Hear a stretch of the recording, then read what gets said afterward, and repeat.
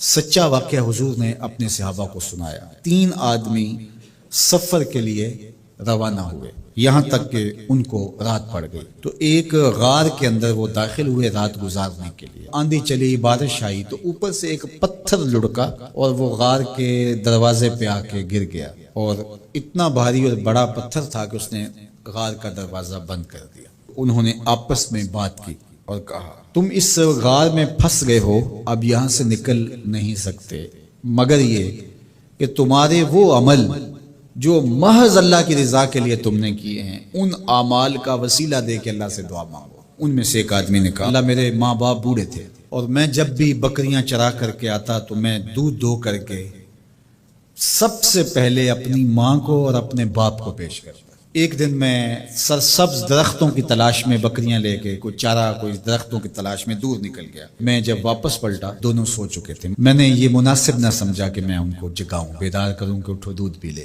لیکن اب سارا دن وہ بھوک سے تھے، تو اچانک آنکھ کھلے اور بھوک کی شدت سے تڑپے، تو میں وہاں سے ہٹ بھی نہیں سکا۔ تو کہتا ہے کہ میں بچوں کو نظر انداز کیا اور ماں باپ کے جاگنے پہ دھیان رکھا، اور یوں ساری رات بیت گئی۔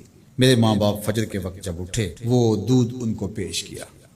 اب یہ عمل پیش کر کے کہتا ہے، اے اللہ اگر یہ میں نے محض تیری رضا کے لیے کیا، تو جانتا ہے میرے دل کو، تو اس پتھر کو ہٹا دے۔ تو پتھر تھوڑا سا سرک گیا، لیکن اتنا نہیں تھا کہ وہاں سے یہ باہر نکل سکے۔ اب دوسرے کی باری آئی، اس نے کہا، اے اللہ میرے چچا کی ایک بیٹی تھی جو مجھے بہت زیادہ محبوب تھی، مرد عورت کے ساتھ جتنی محبت کرتا ہے اس طرح میرا اس کی طرف رجحان قلب تھا، تو میں نے اس کو اپنی خواہش کی تکمیل کے لیے کئی بار کہا، لیکن اس نے کہا کہ یہ نہیں ہو سکتا۔ اور پھر ایک دن حالات نے اس کو مجبور کر دیا، فاقہ زدہ حالات ہو گئے، غربت آ گئی، تو اس نے مجھ سے اپنی حاجت طلب کی، تو میں نے اس کو 120 دینار دیے، لیکن اس شرط پہ کہ تم اپنا جسم میرے سپرد کرو گی۔ اب مجبوری سے اس نے کہا ٹھیک ہے، لیکن میں نے دیکھا کہ اس کا وجود اللہ کے خوف سے کانپ رہا تھا، اور مجھے کہنے لگی اتق اللہ، اللہ سے ڈر اور اس کی حدوں کو نہ توڑ۔ میری خواہشات تو پگلی تھیں، آرزویں تو بےتاب تھیں، اور میں اس کی قیمت بھی ادا کر چکا تھا، لیکن اس کا یہ جملہ کہ اللہ سے ڈر، تو میں تیرے سے ڈر کے اس کو چھوڑ دیا، اور جو اس کو میں نے 120 دینار دیے تھے وہ بھی اس کے پاس رہنے دیے۔ اللہ میرے اس مخفی عمل کو تو ہی جانتا ہے، تو اگر میں نے تیری رضا کے لیے ایسا کیا تو اس پتھر کو ہٹا دے۔ تو پتھر تھوڑا سا ہٹ گیا، سوراخ تو زیادہ ہو گیا، لیکن ابھی بھی وہاں سے گزرنا ممکن نہیں تھا۔ اب تیسرے نے کہا، اے اللہ میں مزدوروں سے کام لے رہا تھا اور ان کی مزدوری میں نے دے دی، ایک مزدور بتائے بغیر چلا گیا، تو میں نے کیا کیا کہ اس کے مزدوری کے پیسے کاروبار میں لگا دیے۔ کاروبار میں برکت ہوئی، اور بہت زیادہ وہ کاروبار جو اس کی مزدوری سے شروع کیا گیا تھا پھیل گیا۔ تھوڑی سی مزدوری تھی لیکن کاروبار بہت پھیل گیا۔ اب میں اس کے اندر کچھ ایک آنا ٹگا نہیں لیا۔ ایک عرصے کے بعد وہ شخص آیا، اس نے کہا مجھے میری مزدوری دے۔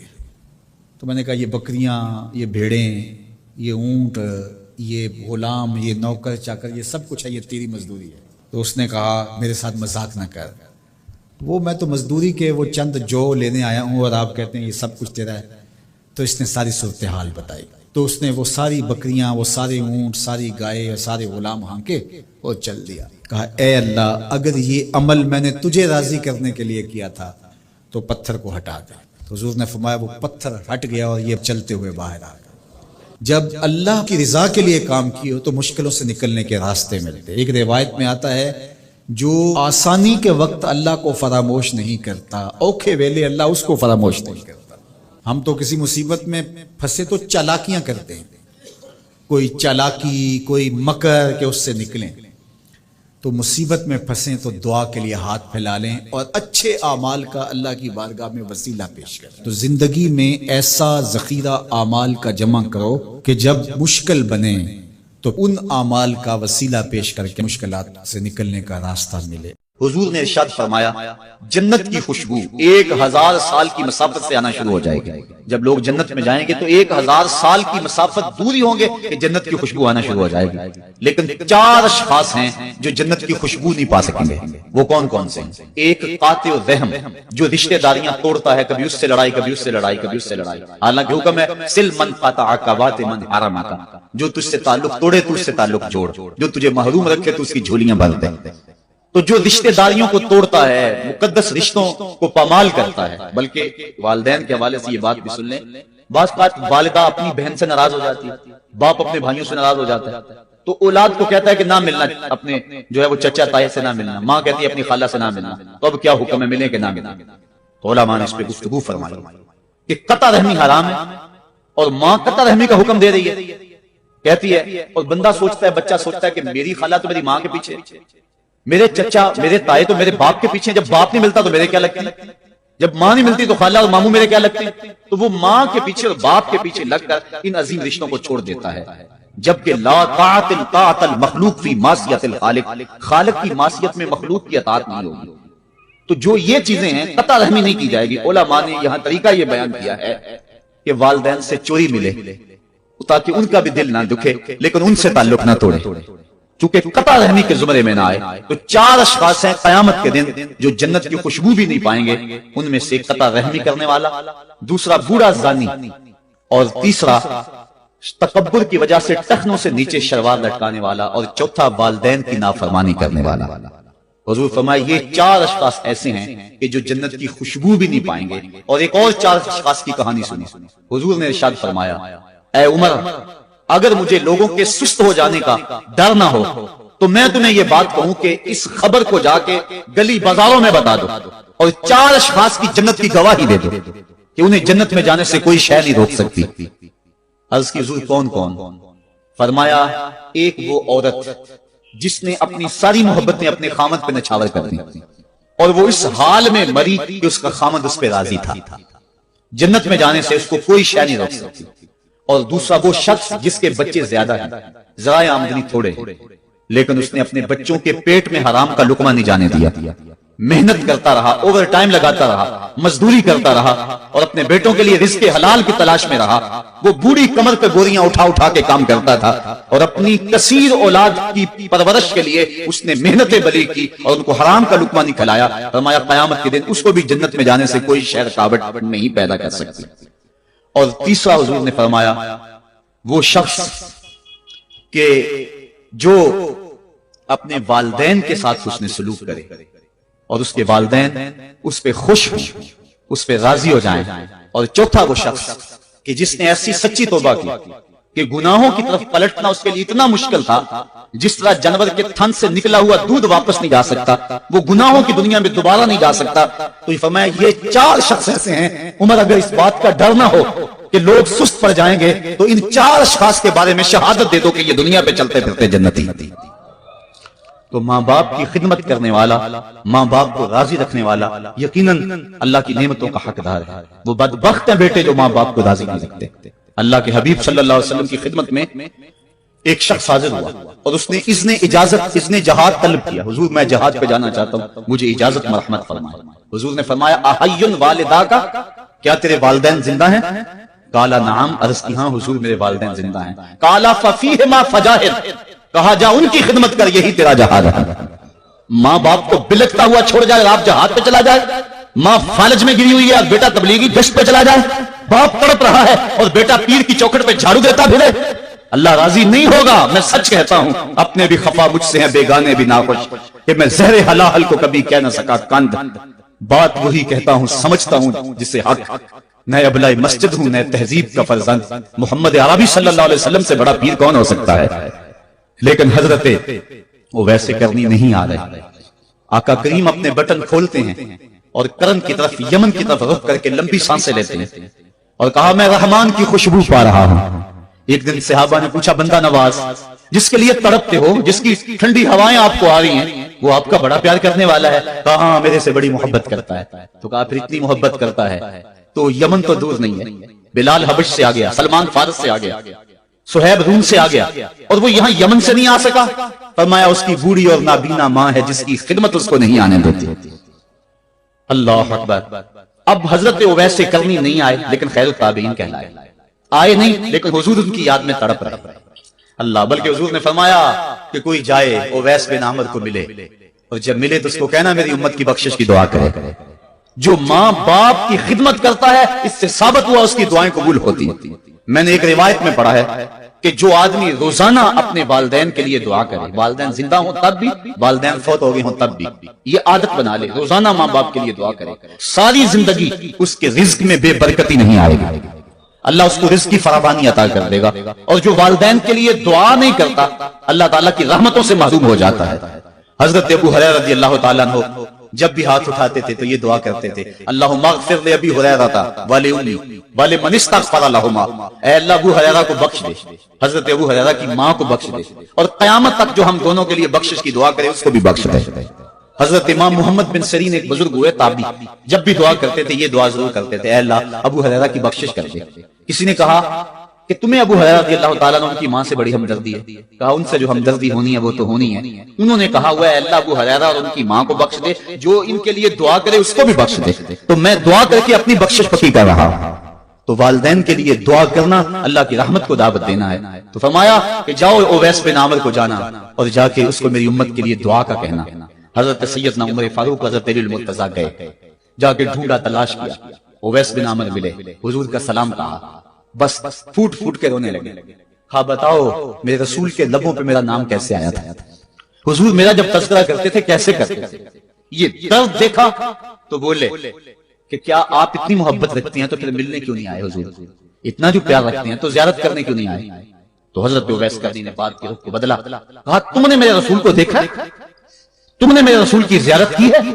کہا ہاں ہم تو صبح شام وہاں رہے ہیں. کہا پھر بتاؤ حضور کے یہ ابرو جڑے ہوئے تھے یا کھلے ہوئے تھے. اب دونوں حیران ہو گئے. ہاں تم نے تو دیکھا میں نے تو دیکھا نہیں, تم بتاؤ نا. پھر میں تو گیا نہیں, مجھے کہتے ہو گیا نہیں, تم بتاؤ حضور کے ابرو جڑے ہوئے تھے یا کھلے ہوئے تھے.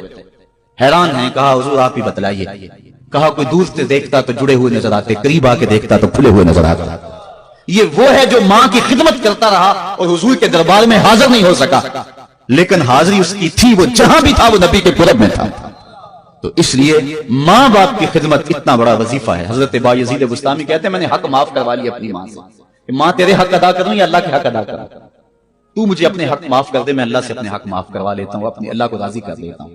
جنگلوں میں گھومتے رہے, 12 سال بیت گئے. ایک دن دوبارہ آئے, بستان کی سمت سے گزرے, خیال آیا چلو ماں کو سلام کر دوں. تہجد کا وقت تھا, رات کا وقت تھا, دروازے پہ کھڑے رہ گئے کہ میری ماں سوئی ہوگی, میں نے کبھی کوئی خدمت نہیں کی ماں کی, تو اب اٹھا کے تکلیف کی دوں. ساری رات کھڑے رہے. جب تہجد کا ماں وقت گزرا تو نالی سے پانی آیا, سمجھ گئے کہ میری ماں تہجد کے لیے اٹھی ہے. دروازے کے قریب ہو گئے, ماں نے ہاتھ اٹھا لیا, اے اللہ میرا بیٹا بایزید تیری طلب میں نکلا ہوا ہے, میں نے اسے اپنے حق معاف کر دیے, تو اس کو اپنا وصال عطا کر دے. حضرت بایزید دروازہ کھٹکھٹانے لگے اور ماں کے قدموں میں لپٹ گئے اور رو کے کہنے لگے جس رب کو میں جنگلوں میں تلاش کرتا ہوں وہ تو رب میری ماں کے پاس ہے. تو ماں کی دعاؤں میں اللہ کی رضا ہے, ماں راضی ہو جائے تو سمجھ لو خدا راضی ہے. اللہ تعالیٰ جل شانہ نے ارشاد فرمایا وَقَضَىٰ رَبُّكَ أَلَّا تَعْبُدُوا إِلَّا إِيَّاهُ, تیرے رب نے یہ طے کر دیا ہے کہ اس کے علاوہ کسی کی پوجا نہیں کرو گے. وَبِالْوَالِدَيْنِ إِحْسَانًا, اور والدین کے ساتھ اس نے سلوک سے پیش آؤ گے. اما یبلغن عندک الکبر احدہما او کلاہما فلا تقل لہما اف ولا تنہرہما, اگر تیرے پاس دو یا دونوں میں سے ایک بڑھاپے کو پہنچ جائیں تو پھر ان کے سامنے تو نے اف بھی نہیں کہنی اور نہ ان کو جھڑکنا ہے اور ان سے نرم لہجے میں بات کرنی ہے. جب ماں باپ جوان ہوں, بچوں کی ضروریات پوری کر رہے ہیں, ان کے تعلیمی اخراجات اور ان کے معاشی سارے معاملات درست کر رہے ہوں, تو اس وقت تو والدین کی بچے تعظیم کرتے ہی. امتحان اس وقت شروع ہوتا ہے جب ماں باپ بوڑھے ہو جاتے ہیں اور چلنے پھرنے کی سخت بھی نہیں رہتی, صرف سانس کی ایک ڈوری لٹکی رہتی ہے. اور جس طرح بچہ اپنے بدن سے مکھی بھی نہیں اڑا سکتا تھا, اب یہ حالت ماں باپ پر آ گئی اور بچے کی طرح مزاج چڑچڑا ہو گیا. زمانے کے حالات بدل گئے لیکن ماں کی پرانی, باپ کی وہ پرانی روش ہے, وہ اسی انداز میں اسی ڈگر میں بات کرتا ہے. یہ آزمائش کے دن ہے, یہ امتحان کے دن ہے. اب دیکھنا ہے والدین کس وقت تعظیم کون کرتا ہے. فرمایا اما یبلغن عندک الکبر, اگر تیرے پاس وہ بڑھاپے کو پہنچ جائیں, دونوں پہنچ جائیں یا تیری خوش قسمتی کہ دونوں میں سے ایک پہنچ جائیں یا دونوں پہنچ جائیں, تو پھر ان کی تو نے تعظیم کرنی ہے. کیا کیسے تعظیم کرنی ہے؟ فلا تقل لہما اف، تو نے ان کو اف بھی نہیں کہنی۔ حضرت امام فخر الدین رازی کے حوالے سے میں آج ہی صبح یا گزشتہ شب اف کی تشریحات دیکھ رہا تھا، انہوں نے 12-13 اقوال بیان کیے ہیں، لیکن 2 قول فرماتے ہیں اف یہ ہے کہ انسان کے بدن کے اوپر جو شفاف رہتا ہو، صاف رہتا ہو، مٹی پڑ جائے، ریت کا ذرہ پڑ جائے تو اس کو پھونک مار کے اس کو ہٹاتا ہے، تو وہ پھونک سے جو آواز پیدا ہوتی ہے اس کو عربی میں اف کہتے ہیں۔ تو پھر اف ہر اس چیز کے لیے منقول ہو گیا جو ناپسندیدہ ہے۔ ایک تو قول یہ ہے کہ والدین کے سامنے اس احتیاط سے۔ دوسری بات آپ فرماتے ہیں اف کا مفہوم یہ ہے کہ جب ماں باپ بوڑھے ہو جائیں تو بولو براز چارپائی پہ نکل جاتے ہیں اور انسان ان کو اٹھا کے ان کی خدمت کرتا ہے، صفائی کرتا ہے، کپڑے بدلتا ہے۔ انسان کی طبیعت میں جو فطری نفاست ہے اس کے تحت اس کو ماں باپ سے جو مکروہ اور ناپسندیدہ بو آتی ہے اس سے وہ بچنا چاہتا ہے۔ وہ نفرت ماں باپ سے نہیں ہوتی، وہ نفرت اس بدبو سے ہوتی ہے جو ماں باپ کے بدن سے یا چارپائی سے یا کپڑوں سے اٹھ رہی ہے۔ تو بندہ اپنے جو ہے وہ ناک پہ کپڑا رکھ لیتا ہے اس بدبو سے بچنے کے لیے۔ تو اف کے مفہوم کو بیان کرتے ہوئے حضرت امام رازی کہتے ہیں کہ انسان کو اس بات سے بھی روکا گیا ہے کہ تو اپنے ناک پہ کپڑا رکھ کے اگر ان کو صفائی کر رہا ہوگا تو ماں باپ کے نازک دل پہ کہیں یہ بوجھ نہ آ جائے کہ میرا بیٹا مجھ سے نفرت کر رہا ہے۔ اس لیے والدین کی تعظیم کا عالم یہ ہے کہ تو کھلے ناک سے ان کی خدمت کرے اور وہ بدبو سہتا رہے اور اپنے ناک کے اوپر کپڑا بھی نہ رکھے کہ تیرے ماں اور تیرے باپ کے دل کے اندر اتنا خلال اور ملال بھی پیدا نہ ہو۔ یہ ہے اف کا زمرہ۔ حضرت امام حسن رضی اللہ تعالیٰ عنہ نے ساری زندگی اپنی والدہ حضرت فاطمہ الزہرا کے ساتھ بیٹھ کے کھانا نہیں کھانا۔ ایک دن حضرت سیدہ فاطمہ نے فرمایا کہ بیٹا میرا جی چاہتا ہے کہ میرے ساتھ تم بیٹھ کے کھانا کھاؤ، لیکن تم نے کبھی بھی میرے ساتھ بیٹھ کے کھانا نہیں کھایا، کیا وجہ ہے؟ حضرت امام حسن فرمانے لگے، عرض کرنے لگے امی میں اس ڈر سے آپ کے پاس بیٹھ کے کھانا نہیں کھاتا کہ کہیں کسی لقمے کی طرف آپ کی نظر بڑھ جائے اور میں عدم آگہی کی وجہ سے اپنے ہاتھ کو اس لقمے کے پہ ڈال لوں اور نہ جان سکوں کہ اس لقمے کو اٹھانے کا ارادہ میری ماں کے دل میں پیدا ہو چکا ہے اور میں اللہ کی رحمتوں سے محروم ہو جاؤں، اس ڈر سے میں آپ کے ساتھ بیٹھ کے کھانا نہیں کھایا کرتا۔ یعنی ماں باپ کی تعظیم کا عالم یہ ہے، اف تک نہ کہو۔ حضرت سعید بن المسیب رضی اللہ تعالی عنہ جلیل القدر تابعی ہیں، وہ فرماتے ہیں کہ والدین کے سامنے بیٹے کی حالت کیا ہونی چاہیے۔ وہ فرماتے ہیں جس طرح بھاگا ہوا غلام پکڑا جائے اور اس کو پکڑ کے جو ہے وہ آقا کے سامنے پیش کر دیا جائے تو اس بھاگے ہوئے غلام کو پکڑ کے جب آقا کے سامنے پیش کر دیا جائے تو جو حالت اس غلام کی ہوتی ہے بیٹے کی حالت یہ ماں باپ کے سامنے ہونی چاہیے۔ اب ان بیٹوں کو سوچنا چاہیے جو اپنے ماں باپ کو تکیہ نوسی کا تانا دیتے ہیں اور سمجھتے ہیں یہ اولڈ فیشن ہے، انہیں کیا پتا زمانہ کہاں چلا گیا ہے، اور ان کے فیصلوں کو مسترد کرتے ہیں۔ علماء نے اس بات کو تفصیل کے ساتھ بیان کیا ہے کہ شریعت کے جو قطعی ضابطے ہیں ان ضابطوں اور ان قوانین کو اور ان معاملات میں تو والدین کی فرما برداری نہیں ہوگی اللہ کی اگر معصیت ہوتی ہو، لیکن جو معاملے شک والے ہیں وہاں ماں باپ کے قول کو ترجیح دی جائے۔ تو فرمایا ان کے سامنے اف بھی نہیں کہنی، وَقُلْ لَهُمَا قَوْلًا كَرِيمًا، اور ان سے نرم لہجے میں بات کرنی ہے۔ وَاخْفِضْ لَهُمَا جَنَاحَ الذُّلِّ مِنَ الرَّحْمَةِ، اور ان سے بات اور ان کے لیے اپنے بازو بچھا لینے ہیں نرم دلی کی وجہ سے، نرمی کی وجہ سے۔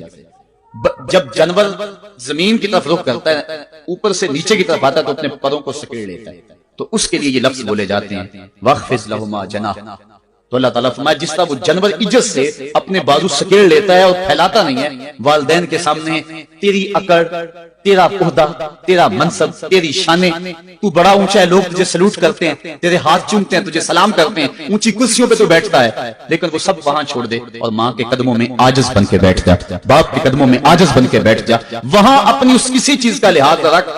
پرندہ اوپر کوڑے تو پر کھولے، لیکن جب نیچے آئے تو پروں کو سمیٹ لے، تیرا عہدہ، تیرا منصب باہر رہے، جب ماں باپ کے پاس آئے اس وقت تم مؤدب غلام کی صورت میں اپنے والدین کے سامنے کھڑا۔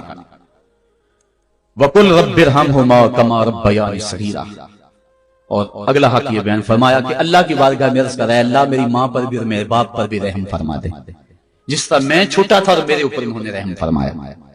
انسان ماں باپ کے حق دے نہیں سکتا، حضور نے ارشاد فرمایا کہ انسان ماں باپ کے حق نہیں ادا کر سکتا الا یہ کہ ان کو غلام پائے اور خرید کر آزاد کر دے، اس کے علاوہ کوئی صورت ایسی نہیں ہے۔ ایک شخص نے حضور کی خدمت میں حاضر ہو کے عرض کیا حضور میں اپنے والدین کی بڑی خدمت کی ہے، اس کو امام حقی نے لکھا ہے، اور جو جن مراحل سے میں گزرتا رہا ہوں ان مراحل سے میرے ماں باپ گزرے اور میں نے ان کی خود خدمت کی ہے۔ آج بیٹے بیویوں پہ کام چھوڑ دیتے ہیں کہ بیوی خدمت کرے گی۔ احسان دانش کہتا ہے کہ میں نے اپنی بیوی کو ہاتھ نہیں لگانے دیا، میں نے کہا میرے ماں باپ ہے، یہ خدمت اور کوئی حاصل کیوں کرے، یہ تو میں حاصل کروں گا۔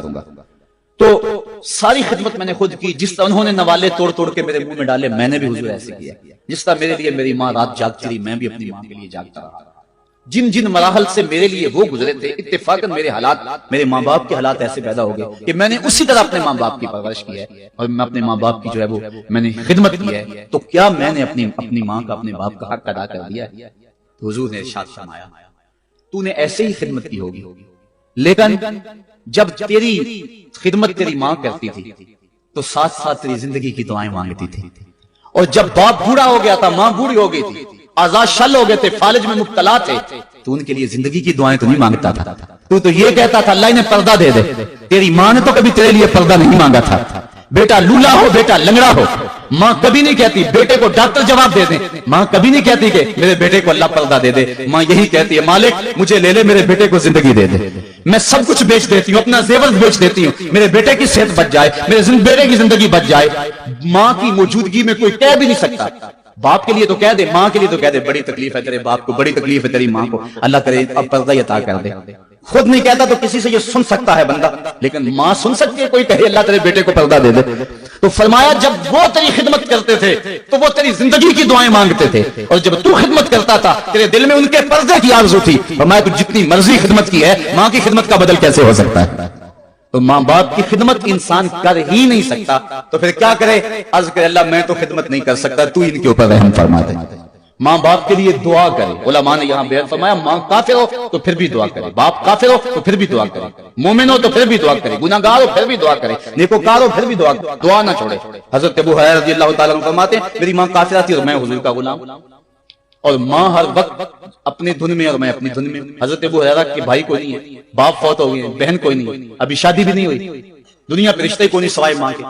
گھر آتے ہیں تو ماں سے بات کرنی ہوتی ہے، جو سن کے آتے ہیں ماں سے دکھ بولنا ہوتا ہے، بات کرنی ہوتی ہے، حضور کی باتیں سنانی ہوتی ہیں، لیکن ماں ہے اتفاق سے کافرہ ہے، حضور کی بات کو سننا گوارا نہیں کرتی۔ حضرت ابو ہریرہ کو اور بات آتی کوئی نہیں، وہ تو کرتے حضور کی باتیں۔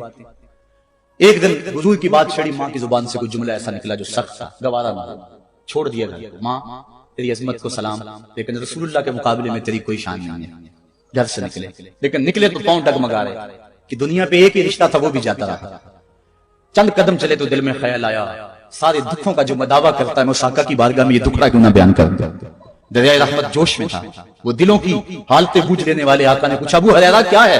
عرض کی حضور میری ماں کی ہدایت کے لیے دعا کر دو۔ یہ کہا پھوٹ پھوٹ کے رونے لگے۔ حضور نے فوراً ہاتھ اٹھا دیا اور مسلم کے لفظ ہیں اللہم اہد ام ابی ہریرہ، اے اللہ ابو ہریرہ کی ماں کو ہدایت عطا کر دے۔ بس یہ بات سنی حضرت ابو ہریرہ کا چہرہ کھل اٹھا، اپنے گھر کو دوڑ لگا دی۔ کوئی رستے میں ملا، کہا ابو ہریرہ اتنی تیز تو تم کبھی نہیں دوڑتے تھے، آج کیا ہوا؟ اتنی تیز تیز کیوں دوڑ رہے ہو؟ کہا آج تو دیکھنا چاہتا ہوں کہ گھر پہلے میں پہنچتا ہوں یا میرے آقا کی دعا پہلے پہنچتی ہے۔ حضرت ابو ہریرہ فرماتے ہیں جب میں گھر پہنچا تو دروازہ بند تھا، میں نے دستک دی، اندر سے آواز آئی بیٹا ٹھہرو میں آتی ہوں۔ کہا اس لہجے کو جان گیا، اس میں محمد کی بولی بول رہی ہے۔ کہا تھوڑی دیر کے بعد میری ماں آئی، تازہ غسل کی وجہ سے اس کے بالوں سے پانی کے قطرے ٹپک رہے تھے، اور میری ماں زنجیر کھول رہی تھی، اس کے لبوں پہ شہادت کا کلمہ جاری تھا۔ تو والدین کے لیے مغفرت کی دعا کرتے رہیں، والدین کی بخشش کی دعا کرتے رہیں۔ والدین جب دنیا پہ ہوتے ہیں تو اللہ کی رحمت کا گھنا سایہ ہوتے ہیں، لیکن جب دنیا سے چلے جاتے ہیں ان کی قبر سے بھی فیض ملتا ہے اور سکون اور طمانینت ملتی ہے۔ والدین فوت ہو جائیں تو ان کے حق ختم نہیں ہو جاتے، بلکہ حدیث میں آتا ہے 4 حق ایسے ہیں والدین کے جو مرنے کے بعد بھی اولاد کے ذمہ باقی رہتے ہیں۔ الصلاۃ، ان کے اوپر نماز جنازہ پڑھی جائے۔ دوسرا حق الاستغفار لہم، ان کے لیے بخشش کی دعا کرتے رہی جائے، مسلسل دعا کی جائے بخشش کی ان کے لیے۔ اور ایک روایت میں نے پڑھا ہے اگر کوئی بندہ اس کے والدین حالت ناراضگی میں فوت ہو گئے، والدین ناراض تھے، موقع نہ مل سکا منانے پر، والدین فوت ہو گئے، تو حدیث میں آتا ہے کہ وہ کثرت کے ساتھ، ایک تو اپنی خالہ کے ساتھ، ماں اگر فوت ہوئی یا باپ ہوئی ہے تو باپ کے بھائیوں کے ساتھ اس نے سلوک کرے، باپ خوش ہوگا۔ دوسرا کثرت کے ساتھ اپنے والد کے لیے استغفار، والدہ کے لیے استغفار کرتا رہے۔ جب کثرت سے استغفار ہوتا رہے گا تو اس کے والدین راضی ہوں گے، اللہ اس کے گناہ کو معاف فرما دے گا۔ دوسرا حق والدین کا یہ ہے استغفار لہم، ان کے لیے بخشش کی دعا کی جائے، حدیث میں آتی ہے۔ تیسرا حق بر الاصدقاء، ماں کی سہیلیوں، بہنوں اور رشتہ داروں کے ساتھ، اور باپ کے دوستوں، بھائیوں اور رشتہ داروں کے ساتھ حسن سلوک کیا جائے۔ اور چوتھا حق انجاز الوعد، وعدوں کو پورا کرنا، یعنی ماں نے یا باپ نے جو وعدے کیے ہوئے تھے، مسجد سے کوئی وعدہ تھا، مدرسے سے وعدہ تھا، کسی فلاحی تنظیم سے وعدہ تھا، کسی غریب سے اعانت کا وعدہ تھا، یا ان کا معمول تھا اعانت کرنے کا، تو جو ان کے معمولات ہیں اچھائی کے، ان کو جاری رکھا جائے اور اس سلسلے کو باقی رکھا جائے۔ تو یہ 4 حق ایسے ہیں جو والدین کے مرنے کے بعد بھی اولاد کے ذمہ باقی رہتے ہیں۔ والدین اللہ کی بہت بڑی نعمت ہے۔ جب یہ سایہ سر سے اٹھ جاتا ہے تو پھر پتہ چلتا ہے کتنا گھنا سایہ تھا۔ صاحبو، جن کے والدین زندہ ہیں وہ ان کی زندگی کو غنیمت سمجھے، اور جن کے والدین کا گھنا سایہ ان کے سر سے اٹھ گیا ہے وہ ان کے لیے استغفار اور کثرت دعا سے ان کی رضا حاصل کرنے کی کوشش کریں۔ اللہ تعالیٰ نے والدین کی رضا میں ہی اپنی رضا کو چھپا کے رکھا ہوا ہے، اور یہ والدین اتنا بڑا سرمایہ ہے۔ میں آپ حیثیت کیا رکھتے ہیں؟ خود امام الانبیاء صلی اللہ علیہ وآلہ وسلم نے والدین کی آرزو کی ہے۔ حدیث میں آتا ہے، امام سیوطی نے اس کو الحابل الفتاوی میں لکھا ہے، امام حیثمی نے بھی اس کو کنز الامال میں لکھا ہے۔ ایک دن حضور نماز عشاء پڑھانے آئے، نماز عشاء پڑھانے کے لیے مصلی پہ کھڑے ہوئے، تا حد نظر صحابہ تھے، حضور کو دیکھ کر ادب سے کھڑے ہو گئے، بس آنکھیں چھلکنے لگی۔ پھر حضور نے روتے روتے کہا، لو ادرکت والدی او احدہما، کاش آج میرے ماں باپ زندہ ہوتے، یا ان میں سے کوئی ایک ہی زندہ ہوتا۔ انسان نے دکھوں کی زندگی گزاری ہو، بعد میں اللہ خوشحالیاں دے دے تو انسان آرزو کرتا ہے کہ کاش آج میرے ماں باپ زندہ ہوتے، میرے دکھوں بڑا دور دیکھا تھا، آج سر پہ عزتوں کی سجی ہوئی دستار بھی دیکھتے، میری غربت دیکھی تھی، دولت کی ریل پیل بھی دیکھتے، میرے گھر میں پریشانیاں دیکھی تھی، میرے گھر کے آنگن میں محبتوں کے کھلے ہوئے گلاب بھی دیکھتے۔ آرزو کرتا ہے، تمنا کرتا ہے۔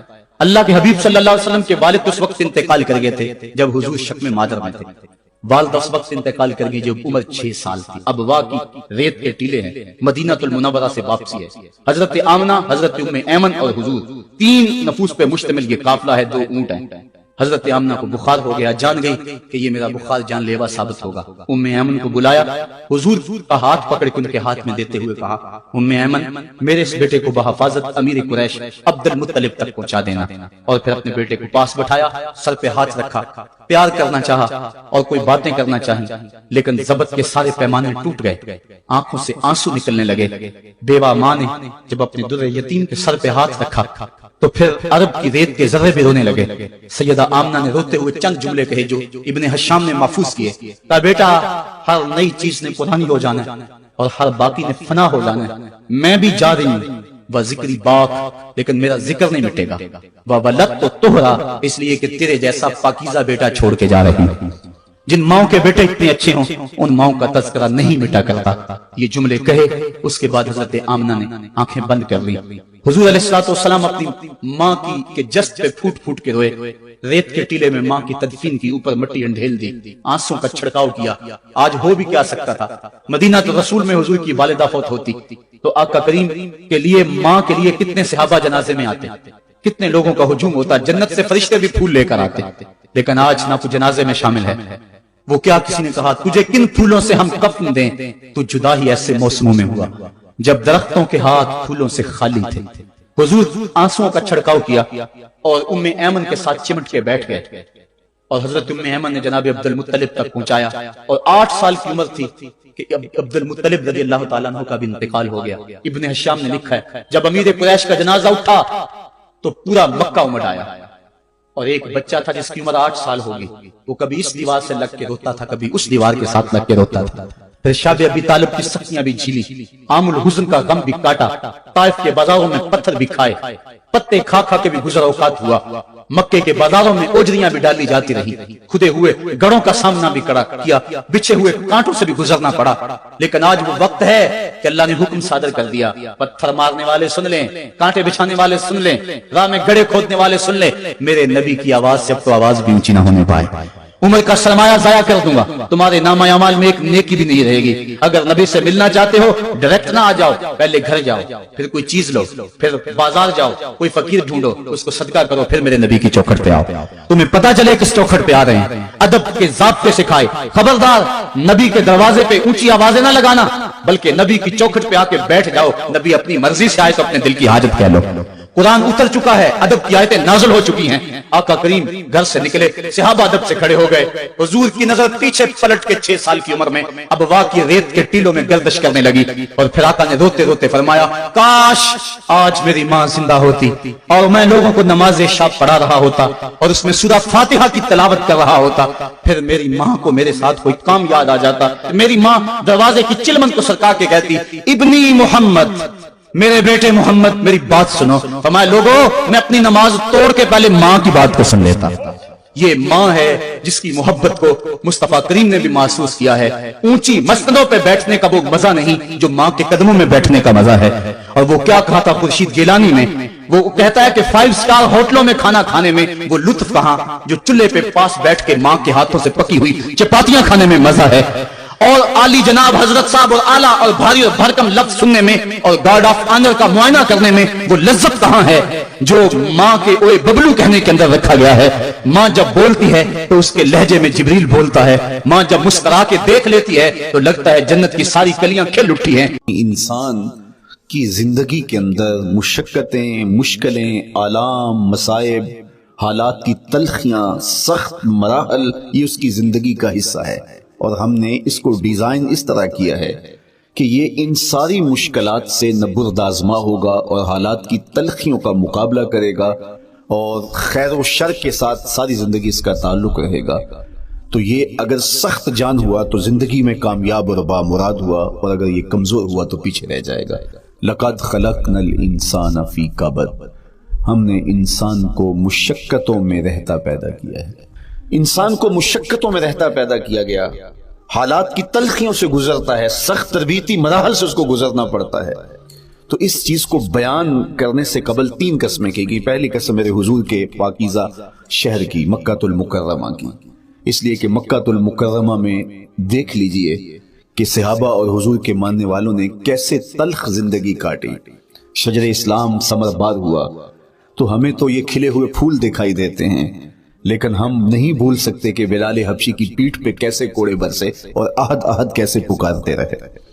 तो हम इस मंजर को देखें, मक्का के उन हालात को देखें, तो इसलिए कसम की मक्के की और फिर हजरत इब्राहीम अलैहिस्सलाम की कसम की। चूंकि हजरत इब्राहीम ने जिस कदर अजियतों से गुजर करके, मसाइब आलाम का सामना करके, हालात की तलखियों का मुकाबला करके अपना रास्ता बनाया और अपने रब की रिजा पाई, वो तारीख का एक अनोखा बाप। इससे बढ़कर क्या होगा कि जलती हुई आग में छलांग लगा दी रब के हुक्म की तामील में, बेटे की गर्दन पे छुरी रख दी। ये तमाशा लबे बाम नहीं था। मना की वादी में वो अनोखा वाकया रकम हुआ कि आज भी तारीख अंगुश्त बदंदा है क्या एक बाप, और वो उस बेटे को ज़बह करने के लिए आमादा हो गया जो उसकी आंखों का नूर है और दिल का करार है। रब से मांग मांग के लिया, लेकिन तामील इरशाद में उस बेटे की गर्दन पे छुरी रखने के लिए बाप तैयार हो जाता है और उसको ज़बह करने के लिए आमादा हो जाता है, हत्ता कि बेटे को लिटा लेता है और हाथ में छुरी पकड़ के बेटे की गर्दन पे रख के पूरी हिम्मत के साथ जब छुरी चलाता है तो आवाज आती है, फलम्मा अस्लमा वतल्लहु लिलजबीन वनादैनाहु अन या इब्राहीम कद सद्दक़ता रोया इन्ना कज़ालिका नजज़िल मुहसिनीन। इब्राहीम बस करो, तुमने वाकई ख्वाब पूरा कर दिखाया। अपनी बीवी को, अपने नौमौलूद बच्चे को वादी गैर ज़ी ज़रा में छोड़ आना, जहां कुछ भी मुयस्सर नहीं था। यहां आपको आपके माँ बाप छोड़ के जाते हैं, एक खूबसूरत आसूदा माहौल है, और आपको जिस मकसद के लिए छोड़ के जा रहे हैं तो वो मकसद भी आपके और उनके पेशे नजर है, लेकिन इसके बावजूद भी जो है वो आंखें नम हो जाती होंगी कि हम अपनी औलाद को यहाँ छोड़ के जा रहे हैं, जबकि एक महफूज पनागाह में आपको छोड़ के गए।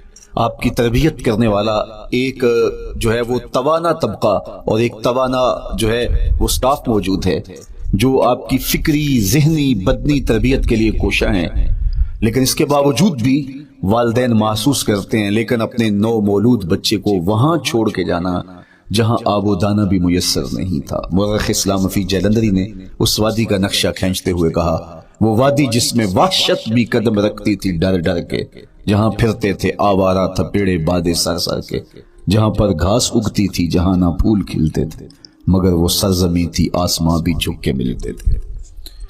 तो उस वादी में छोड़ के आना, हजरत इब्राहीम ने जो इम्तिहानात दिए, इसलिए उनकी कसम की, چونکہ جواب قسم کا تعلق بنتا ہے تو قسم ابراہیم کے پاکیزہ وجود کی کہ جنہوں نے دکھ سہے، تکالیف آلام گوارا کی، لیکن پائے سوات میں لغزش نہیں آنے دی۔ تیسری قسم میرے حضور کے پاکیزہ وجود کی فرمایا جتنے دکھ مجھے دیے گئے، جتنی اذیتیں مجھے پہنچائی گئیں، اتنی کسی کو نہیں دی گئیں۔ پیدا ہوئے تو حضور کے باپ کا سایہ سر پہ نہیں تھا، پھر اس کے بعد حضور مختلف مراحل سے گزرے۔ 6 سال کی عمر میں ماں کا انتقال ہو گیا۔ جب راہ حق میں لوگوں کو دعوت رشد و ہدایت دینے نکلے تو جو لوگوں کے رویے تھے اور جو اذیتیں لوگوں نے پہنچائیں وہ ایک الگ باب ہے۔ مکے کی گلیوں سے لے کے طائف کے بازاروں تک جن اذیتوں سے میرے حضور گزرے، ام المومنین سیدہ عائشہ رضی اللہ تعالیٰ عنہ فرماتی ہیں ایک دن حضور کی بارگاہ میں حاضری تھی تو ہم نے عرض کیا حضور کیا احد کے دن سے سخت دن بھی زندگی میں کبھی گزرا ہے؟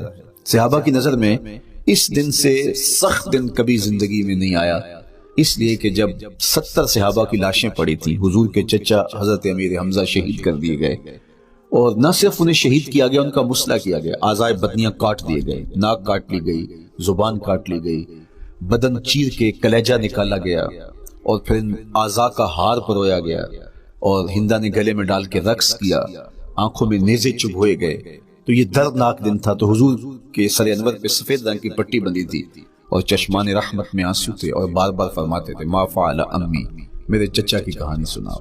تو یہ دردناک دن تھا جو صحابہ نے اپنی آنکھوں سے دیکھا۔ تو انہوں نے کہا حضور کیا احد کے دن سے سخت دن بھی کبھی زندگی میں آیا؟ ان کا خیال تھا کہ حضور فرمائیں گے ہاں یہ میرا زندگی کا مشکل ترین اور سخت ترین دن تھا، لیکن حضور نے فرمایا ہاں عائشہ، جب طائف کے بازاروں میں تیری قوم نے مجھے پتھر مارے تو یہ دن احد کے دن سے بھی سخت تھا۔ حضور ان کے 3 سرداروں کے پاس پیغام حق لے کے گئے، لیکن انہوں نے آگے سے جو رویہ اختیار کیا وہ اتنا اذیت ناک تھا۔ حضور نے فرمایا کہ ٹھیک ہے میں تمہاری خیر خواہی کا جذبہ لے کے تمہارے تک پہنچا ہوں، تم نے میری دعوت کو قبول نہیں کیا، تمہاری مرضی، تمہارا مقصود، چلو اب یہ بات میرے اور تمہارے درمیان رہنی چاہیے، اس بات کو راز رہنا چاہیے، اہل مکہ تک یہ بات نہ پہنچے۔ انہوں نے کہا ہم کیوں راز رکھیں، بلکہ اوباشوں کے ہاتھ میں پتھر دے دیے، اور حضور جب واپس ہونے لگے تو وہ حضور کے پاؤں پہ سنگزنی کرتے، حضور اپنا ایک پاؤں اٹھاتے تو دوسرے پاؤں پہ مارتے، شدت درد اور احساس کرب سے حضور بیٹھ جاتے تو ان کے غنڈے دائیں بائیں سے بڑھتے اور کندھوں سے پکڑ کے حضور کو اٹھاتے اور مشق سنگزنی کرتے، نالین خون سے بھر گئے، لخت لخت زخمی ہوا۔ اللہ اکبر، کیا دردناک لمحے تھے، کیا تکلیف بری گھڑیاں تھیں۔ تو کہا کہ جب طائف کے بازاروں میں تیری قوم نے مجھے پتھر مارے تو یہ دن احد کے دن سے بھی سخت تھا۔ اچھا جب حضور پر اس طرح آلام و مصائب ٹوٹ پڑے تو حضور کے ساتھ جو صحابہ تھے انہوں نے کہا حضور ان کے لیے بد دعا کر دیجئے، تو میرے حضور بولے میں رحمت بن کے آیا ہوں، میں رحمت بن کے آیا ہوں۔ اللہ اکبر، ان کا تقاضا پہم بڑا تو حضور کے ہاتھ اٹھ گئے، اور پھر حضور نے جو کہا سنیے اللہم اہد قومی فإنہم لا یعقلون، اے اللہ میری قوم کو ہدایت دے دے، یہ مجھے جانتے نہیں، اگر جانتے تو ان کا میرے ساتھ یہ رویہ نہ ہوتا۔ تو پتھروں کے جواب میں دعائیں دینا پیغمبروں کا حوصلہ ہوتا ہے۔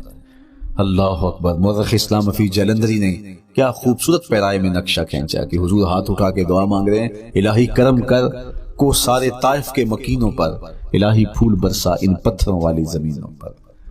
تو حضور نے دکھ سہے، تکلیفیں سہی، اب 3 قسمیں کی۔ شہر مکہ کی قسم جہاں حضور کے صحابہ نے تکلیفیں سہی، اس شہر کی گلیوں میں انہیں گھسیٹا گیا اور ان کو کچی کھالوں میں لپیٹ کے دھونیاں دی گئی، انہیں اذیت ناک مراحل سے گزارا گیا۔ حضرت ابراہیم مشکل سے مشکل زندگی کاٹی اور رب کی رضا جوئی کے لیے کوشاں رہے، اور میرے حضور نے سخت ترین اذیتوں، مقاومتوں، مخالفتوں اور تکلیفوں کا سامنا کیا۔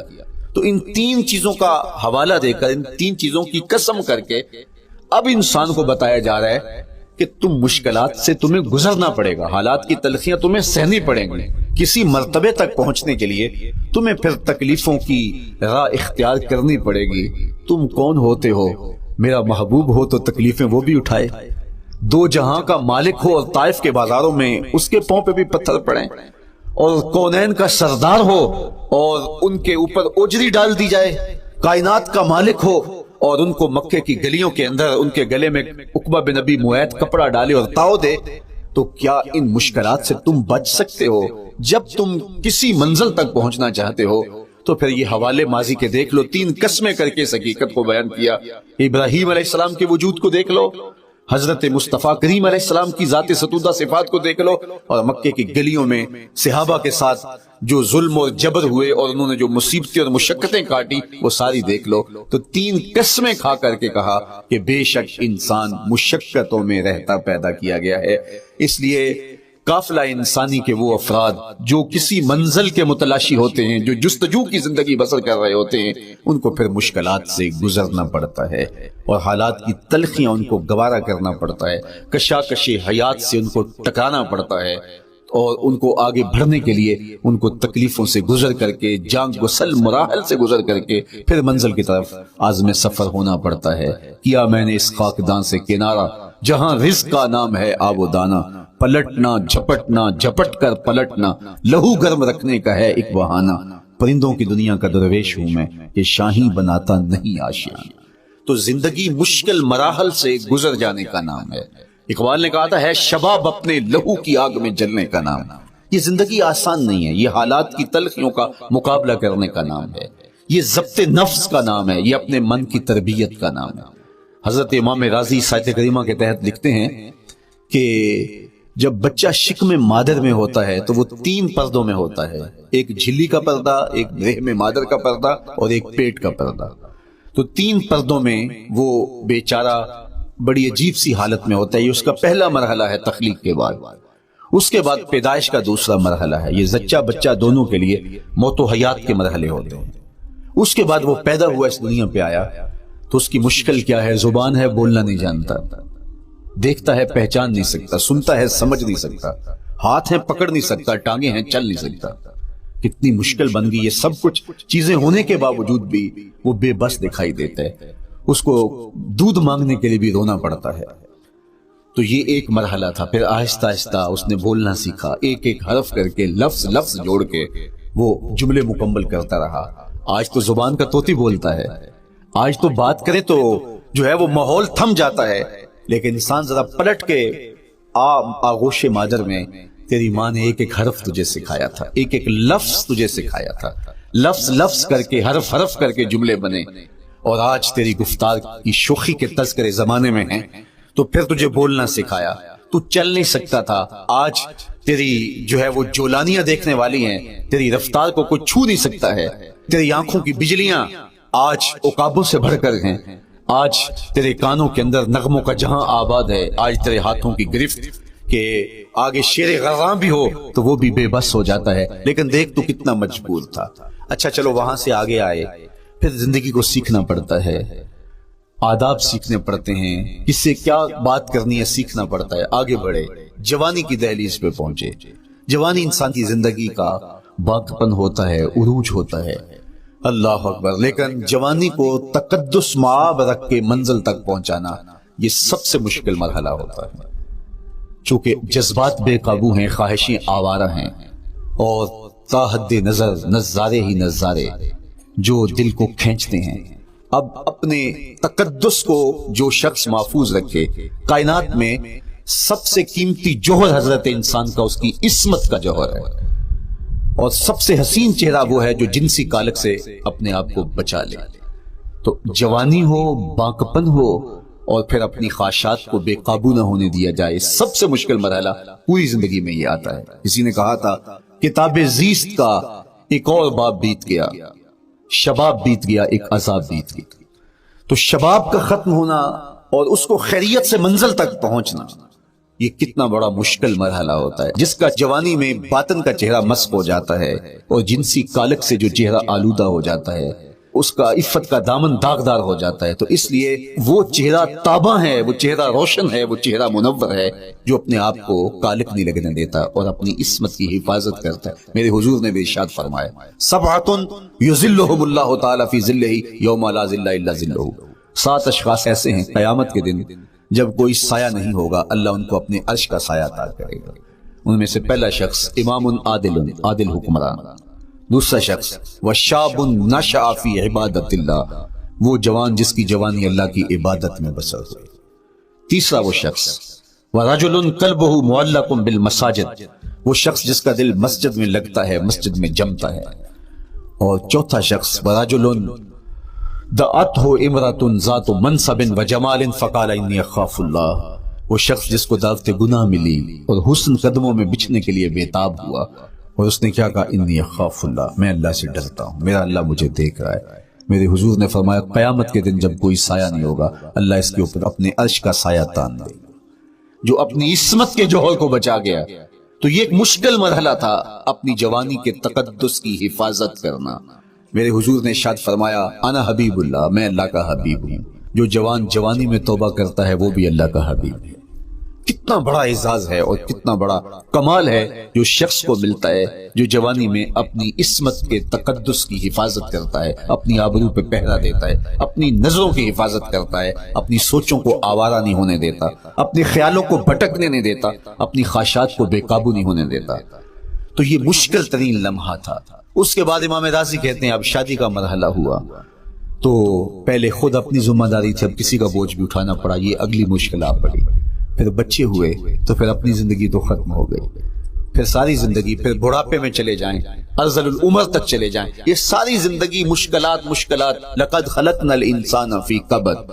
تو ہمیں عملی طور پہ مشکلات کے مقابلے کے لیے تیار ہونا چاہیے۔ دیکھیے ہم جب شکار کرنے جاتے ہیں اور وہ خطرناک جنگل ہو جس میں شیر، بھیڑی اور دیگر جانور بھی ہوں، تو پھر ہم حفظ ما تقدم کے طور پہ سب کچھ ساتھ لے کے جاتے ہیں اور اس انداز سے جاتے ہیں کہ ہمارے اوپر اگر کوئی حملہ ہو تو بچاؤ کی یہ تدبیر ہو۔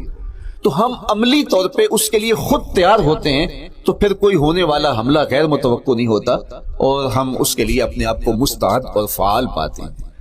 اسی طرح میں اور آپ اگر زندگی کے اس فلسفے سے آگاہ نہیں ہوں گے کہ زندگی مشکلات کا مجموعہ ہے، حالات کی تلخیاں ساری زندگی ہمارے ساتھ رہیں گی، تو کوئی بھی تکلیف، کوئی بھی اذیت، کوئی بھی ایسا واقعہ جو ہم نہیں چاہ رہے ہوں گے وہ روح پذیر ہوگا تو ہم گھبرا جائیں گے اور پھر اس وقت ہم دکھی ہو جائیں گے۔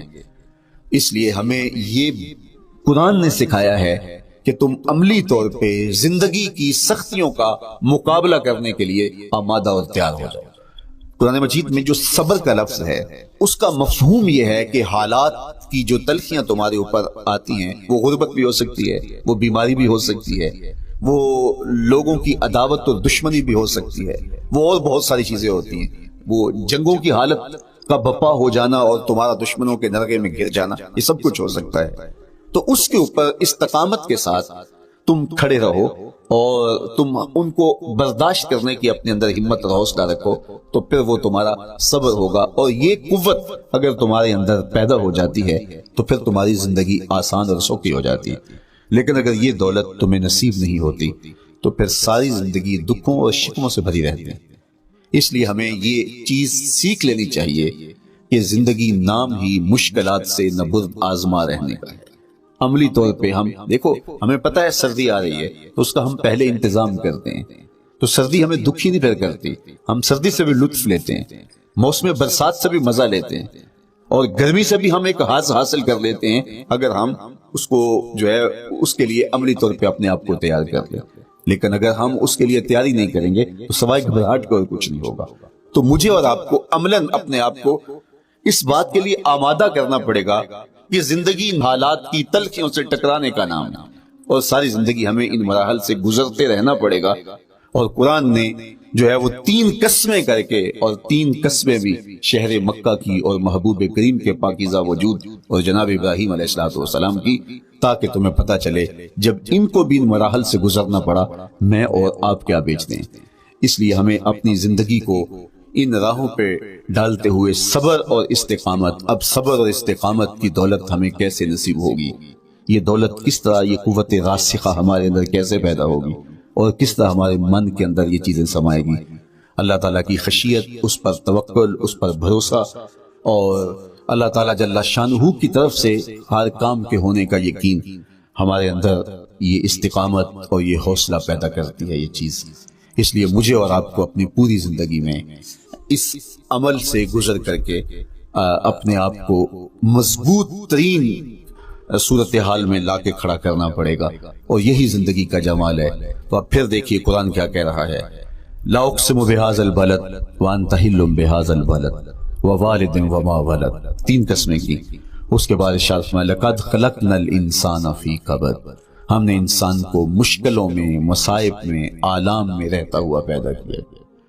کہتے ہیں جب حضرت انسان کی تخلیق ہوئی تو اس کا خمیر جب گویا جا رہا تھا تو اس کے اوپر 39 دن تک آزمائشوں کی، دکھوں کی، تکلیفوں کی بارش ہوئی، اور ایک دن خوشیوں اور مسرتوں کا می برسا۔